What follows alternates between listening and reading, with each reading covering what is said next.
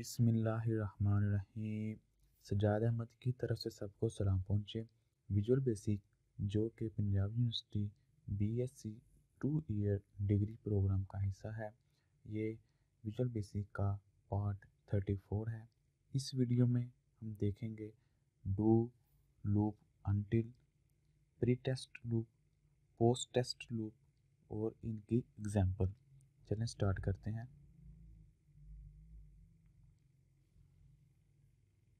Do loop until.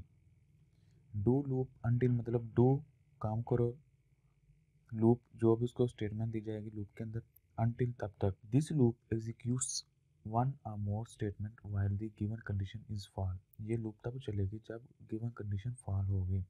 This loop is similar to do until loop. ये वैसी है जैसे कि डू अनटिल लूप हमने पहले देखी थी, except that its first executes the loop body and then check the condition. यानी कि ये भी वो थी जो फॉल्स होने पे एग्जीक्यूट होती थी, और ये भी यही है जो फॉल्स होने पे एग्जीक्यूट होती है। लेकिन फ़र्क ये है कि ये कम से कम एक दफ़ा लूप चलेगा फिर कंडीशन चेक होगी। उसमें था कि पहले कंडीशन चेक होती थी फिर लूप चलता था, लेकिन यहाँ क्या है, पहले लूप चलेगा फिर कंडीशन चेक होगी। इसका मतलब है कंडीशन बेशक ट्रू हो या बेशक फॉल्स हो, एक दफ़ा लूप ने चलना, क्योंकि पहले लूप ने एक दफ़ा चल जाना, बाद में कंडीशन चेक होनी है। It means that the body of the loop is executed one even if the condition is true. यानी कि फॉल्स के ऊपर तो उसने एग्जीक्यूट होना ही होना है, लेकिन ट्रू के ऊपर वो टर्मिनेट हो जाता है, लेकिन ट्रू के ऊपर भी एक दफ़ा वो एग्जीक्यूट होगा, क्योंकि पहले उसने एग्जीक्यूट हो जाना, बाद में आके उसने कंडीशन चेक करनी है। So this loop should be used when you want to execute statement at least one. तो ये तब हमको यूज़ करनी चाहिए जब हमें कम से कम एक दफ़ा कोई भी स्टेटमेंट एग्जीक्यूट करानी पड़ जाए। इसका सिंटैक्स क्या है, इसमें पहले लफ्ज़ आता है डू, जो कि प्रोग्रामिंग की दुनिया को ये पता चलेगा कि डू की वजह से लूप शुरू होने वाला है। उधर स्टेटमेंट्स या स्टेटमेंट्स का एक बंडल पूरा आएगा, बेशक एक है, दो है, तीन है, 5 है, 10 है, 1000 है, वो आखिर पे डू अनटिल ये भी कीवर्ड है, तब तक करते रहो, और एंड पे फिर कंडीशन। यानी कि पहले लूप चलेगा, ये आके अंदर चेक हो जाएगा, इधर आके स्टेटमेंट चल जाएंगे जितनी भी होंगी, और फिर लूप की वो देखेगा कंडीशन, अगर ठीक है ट्रू है तो ये टर्मिनेट हो जाएगा, अगर फॉल्स है तो ये दोबारा चला जाएगा। इस तरह फिर एग्जीक्यूट होता रहेगा फॉल्स के ऊपर। इसका फ्लो चार्ट देख लेते हैं। इधर से कंट्रोल आया बॉडी के अंदर, यहाँ स्टेटमेंट्स होंगे 1 2 3 4 5, ये काम करना है।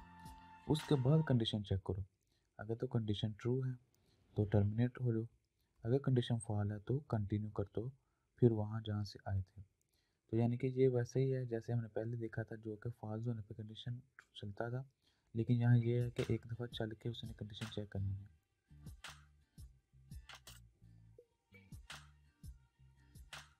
इसकी एग्जांपल देख लेते हैं।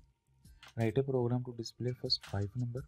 ऐसा प्रोग्राम लिखो जिसमें पहले 5 नंबर डिस्प्ले करने, कौन से, and their square use do loop until, और उसका स्क्वायर मालूम करना है पहले 5 नंबर का, और लूप कौन सी यूज़ करनी है, डू लूप अनटिल।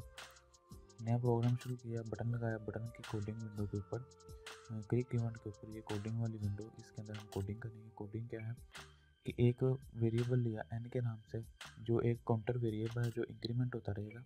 कोई भी लूप चलाने के लिए हमें एक काउंटर वेरिएबल ज़रूर चाहिए होता है, और उसको हम इनिशियलाइज कर दिया 1 से। डू कीवर्ड है इस लूप का, डू ये शो करेगा कि हमने लूप शुरू कर दिया। एक दफ़ा प्रिंट तो करना है, the number is equal to double quotation के अंदर एज इट आ जाएगा n, यानी कि जो भी नंबर इधर आएगा फर्स्ट करें तो पहले 1 है वो आ जाएगा।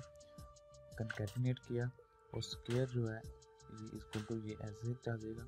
कंकैटिनेट किया n इंटू n, यानी कि n को n से मल्टीप्लाई करके वैल्यू आ जाएगी, बिल्कुल ऐसे जैसे हमने पहले नंबर, ये वाली नंबर की ये चीज़ आ जाएगी एज इट, और इधर n की वैल्यू ये 1, और ये स्क्वायर जो है ये ऐसे आ जाएगा एज इट, और ये n इंटू n, 1 इंटू 1 1, ये इधर आ जाएगा। सेम इस तरह चलता रहेगा, यानी कि ये काम इस तरह होगा। ये पहली स्टेटमेंट होगी। दूसरी स्टेटमेंट में क्या करेगा, n में एक प्लस कर देगा, यानी कि जो n है उसमें एक प्लस कर देगा। एक दफ़ा एग्जीक्यूट होगा, ये लूप की बॉडी है। अब आके उसने कंडीशन चेक करनी है कि क्या n बड़ा है 5 से, नहीं n बड़ा नहीं है 5 से, n इक्वल टू 2 है अभी, तो नहीं बड़ा कंडीशन फॉल है, तो फॉल्स होने पे ही ये लूप दोबारा चलेगा। जब ये कंडीशन ट्रू हो जाएगी तो ये तब टर्मिनेट हो जाएगा। अभी 2 होगी n की वैल्यू, फिर ये चलेगा, फिर अगली दफ़ा 3 हो जाएगा, फिर चलेगा, फिर अगली दफ़ा 4 हो जाएगा, फिर चलेगा, फिर 5 हो जाएगा, फिर चलेगा। जब 6 होगा तब वो टर्मिनेट हो जाएगा, क्योंकि 6 n जो है 6, अगर जब n की वैल्यू 6 आ जाएगी, चेक करेगा 6 बड़ा है 5 से, बिल्कुल 6 बड़ा है 5 से, तब ये टर्मिनेट हो जाएगा। तो ये जब प्रोजेक्ट को रन करेंगे तो ये आंसर आएगा, number is equal to 1, square is equal to 1, number is 2, square is equal to 2, क्योंकि n यहाँ 2 आएगा और 2 2 4, फिर n 3 आ जाएगा, 3 3 9, n 4 आ जाएगा, 4 4 16, और n 5 आ जाएगा, तो 5 5 25। In the above example, uses an n as a counter variable. Its value is changed from 1 to 5. The loop display the value of n and its square. यानी कि लूप जो है वो n की वैल्यू और उसका स्क्वायर शो कर रहा है। When the value of the n becomes 6, जैसे n की वैल्यू 6 होगी तो condition become true, condition true हो जाएगी और जो लूप है वो टर्मिनेट हो जाएगा। इसको रजिस्टर पे हल करने की कोशिश करें ताकि बेहतर तौर पर समझ आ सके। Write a program that input starting and ending number, यानी कि कोई यूज़र है वो एक स्टार्टिंग और एक एंडिंग नंबर एंटर करेगा, यानी कि कहाँ से स्टार्ट करना है और कहाँ से एंड करना है, number from the user and then display all odd number. और इन दो नंबर मसलन किसी ने पहला नंबर एंटर किया है 5, दूसरा उसने एंटर किया है 100, तो 5 और 100 के दरमियान जितने भी ऑड नंबर हैं वो शो कराए।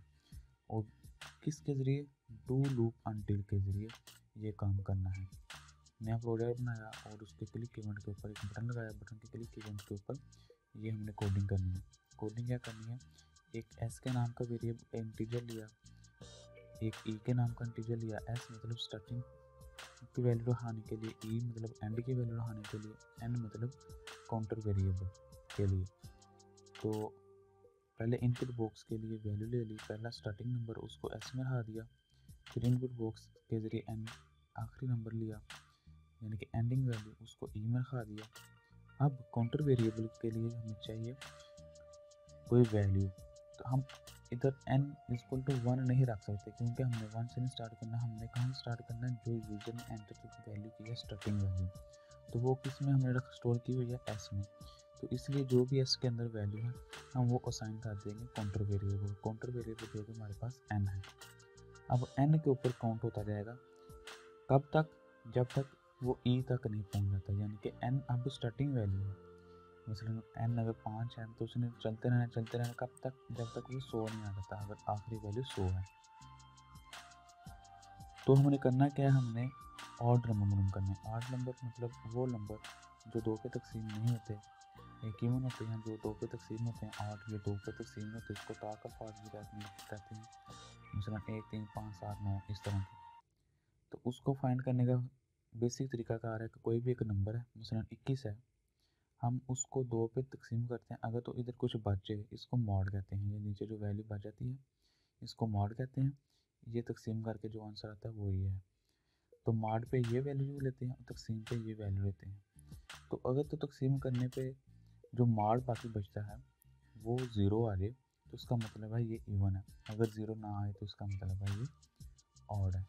तो सेम इसी तरह लिखा है, इफ़ चेक करो अगर n जो भी नंबर है, फर्ज करें इधर स्टार्टिंग नंबर है, कोई भी नंबर ले लिया जो स्टार्टिंग पे है, अगर 5 है, n mod 2, n का मॉड लिया 2 के साथ, तो नॉट इक्वल टू, अगर वो नॉट इक्वल टू 0 है, यानी कि जो मॉड लेने के बाद अगर वो 0 नहीं है देन प्रिंट n कर दो, यानी कि मॉड अगर 0 नहीं है, 0 है तो फिर तो वो इवन है, अगर 0 नहीं है तो वो ऑड है, अगर ऑड है तो हमने वो लाजमी प्रिंट करना है, प्रिंट n को प्रिंट कर दो और एंड इफ, और इफ कंडीशन ख़त्म।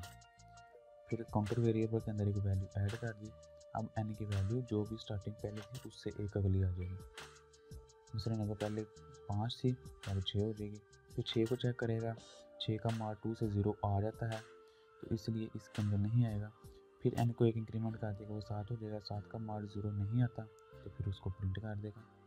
इस तरह करते करते कब तक उसने करना है, जब तक n बड़ा है e से, यानी कि कब तक करना है, जब तक ये कंडीशन फॉल्स नहीं रहती। अभी तो ट्रू जा रही है, मतलब पहले फर्ज करें इधर 5 है और इधर 100 है, तो इसने क्या करना है, पहले 5 पे, फिर 6 पे, फिर 7 पे, फिर 8 पे, फिर 9 पे, 10, इस तरह करते करते ये कैसे इंक्रीमेंट हो रहा है, इस वजह से कि ये इसको हम n तस्वर कर रहे हैं और इसके अंदर एक वैल्यू ऐड होती जा रही है। ये 6 हो जाएगा, 7 हो जाएगा, 8 हो जाएगा, 9 हो जाएगा, 10 हो जाएगा, 11, 12, इस तरह कब तक इसने करना है, जब तक ये 100 तक नहीं पहुंच जाता। जैसे ये कंडीशन ट्रू हो जाएगी, अभी तो फॉल्स है ये, जैसे कंडीशन ट्रू हो जाएगी तो ये लूप टर्मिनेट कर देगा, यानी कि ये बढ़ते बढ़ते बढ़ते बढ़ते जब ये 101 तक पहुंच जाएगा, क्योंकि जब 1 से 101 जो है वो बड़ा है 100 से, इधर 101 आ जाएगा, इधर से ये n जो e जो है एंडिंग वैल्यू है 100 ही रहेगी, तो ये कंडीशन ट्रू हो जाएगी। 101 बड़ा है 100 से, तो ये लूप टर्मिनेट कर देगा। जब हम प्रोजेक्ट को रन करेंगे तो इस तरह वैल्यू आएगी, starting value enter a starting value 1 और एंडिंग वैल्यू 30, तो इसका रिजल्ट आएगा 1 3 5 7 9 11 29 तक। Pre test and post test in loop, ये क्या चीज़ें हैं। प्री का मतलब होता है पहले और पोस्ट का मतलब होता है बाद में। प्री मतलब प्री एग्ज़ाम, जैसे कहते हैं एग्ज़ाम से पहले एग्ज़ाम, इस तरह प्री का लफ्ज़ याद रखना चाहिए। प्री पहले, पोस्ट बाद में। Pre test is a condition that is used to test for a completion of the loop at the top of the loop, यानी कि ऐसी कंडीशन जो कि टॉप पे लूप बॉडी के अंदर आने से पहले, यानी कि प्री का मतलब है पहले, कि वो पहले लूप में पहले ही टेस्ट कर लेता है कि कंडीशन आया कि फॉल्स है या ट्रू है। In this type of loop, the statement inside the loop body can never execute if the given condition is false and the first time is tested. ये वैसे ही है जैसे हमने पहले देखा कि पहले वो कंडीशन चेक करता है, फिर वो लूप वाली बॉडी में आता है, इसलिए इसको प्री टेस्ट कहते हैं। जैसे हमने देखा था वाइल्ड वेंड वाली एग्जांपल, तो पहले उसने देखना है, इधर कंडीशन देखनी है, कंडीशन देखेगा तो इस लूप में आएगा और आखिर पे वेंड। और दूसरी जो हमने रिसेंटली एग्जांपल देखी, उसमें क्या होता है कि पहले वो काम करता है फिर कंडीशन चेक करता है। इसके एग्जांपल देख लेते हैं। ए पोस्ट टेस्ट, जो पोस्ट का मतलब होता है बाद में। A post test is a condition that used to test for a completion of the loop at the bottom of the loop, यानी कि बॉटम यानी कि नीचे वो जाके वो कंडीशन को चेक करता है। ऊपर वो बॉडी जो है लूप की बॉडी उसको एग्जीक्यूट कराता है, बाद में नीचे जाके कंडीशन चेक करता है। It means that the statement in the loop will always be executed at least one run. ज़ाहिर सी बात है, अगर इधर कंडीशन लगी है और इधर बॉडी है तो पहले वो अगर चेक करेगा तो बॉडी को एग्जीक्यूट करेगा, तो ये एग्जांपल हो जाएगी इज इसकी। लेकिन अगर पहले बॉडी है और नीचे उसकी कंडीशन लगी है तो उसने बॉडी से गुजर के ही आना है, तो उसने कम से कम एक दफ़ा एग्जीक्यूट होकर ही आना है। वो बात की बात है कि कंडीशन बाद में ट्रू होती है या फॉल होती है, और ट्रू होने पे क्या करना, फॉल होने पे क्या करना, लेकिन एक दफ़ा बॉडी एग्जीक्यूट हो जाएगी। तो इसका सिंटैक्स क्या है, डू स्टेटमेंट्स, यानी कि ये काम कर दो एक दफ़ा, डू लाइव वाइल और इधर कंडीशन चेक करेगा, यानी कि ये एक दफ़ा लूप चलेगी और बाद में कंडीशन चेक होगी। ये छोटा सा क्विज है, इसको ज़रूर हल कीजिएगा, इसके आंसर नीचे कमेंट्स में लिखिएगा। Pre test loop check condition after the loop, yes or no. Post test loop check condition after the loop, yes or no. Do loop is not a keyword, yes or no.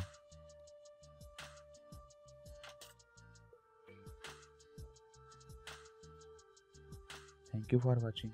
अल्लाह हाफिज़।